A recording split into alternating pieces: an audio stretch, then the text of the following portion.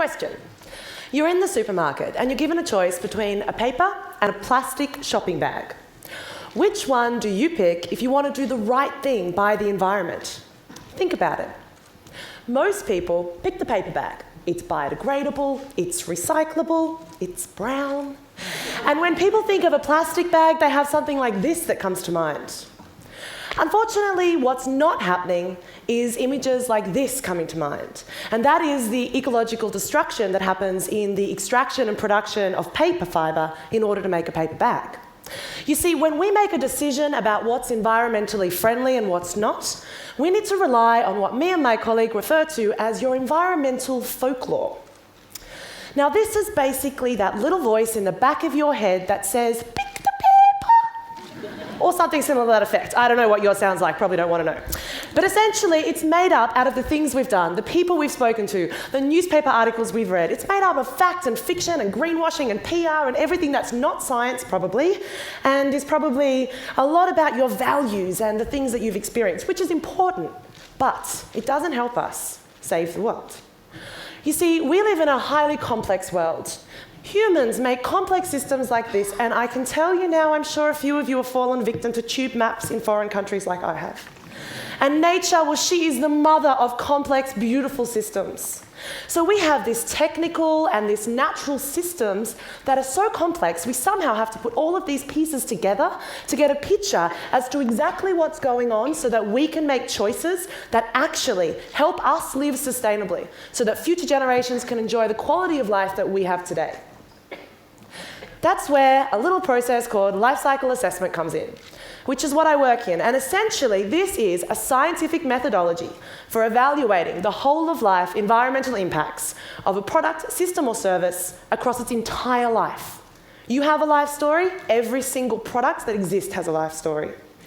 Essentially, everything that is created goes through 5 main life cycle stages.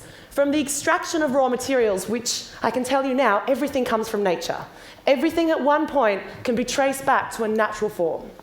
And then we have to take these things that we've dug out of the ground or sheared off a sheep's back and manufacture them into a material.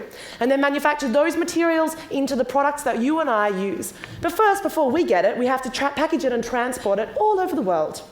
Then, of course, you and I come in, and then there's end of life.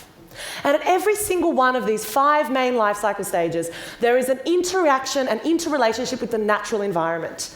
And it's with this relationship and interaction that we can start to understand and assess where environmental impacts are actually occurring.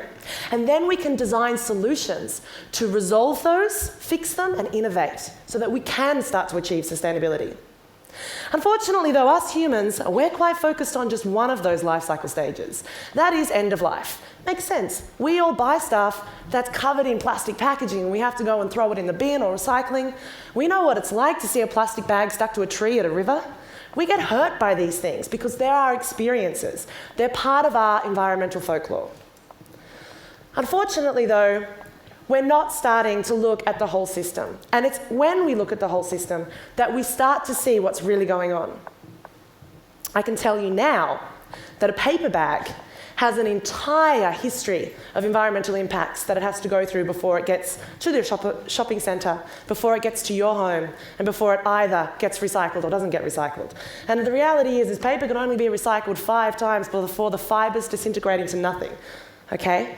But before that, we have to go and we have to cut down trees, we have to transport them, we have to manufacture them, we have to then get them to little fibres, heat roller them, glue these bags together, ship them over here, and then we use them, and then we throw them out. And when we look at both of these systems, the plastic bag is actually better for the environment.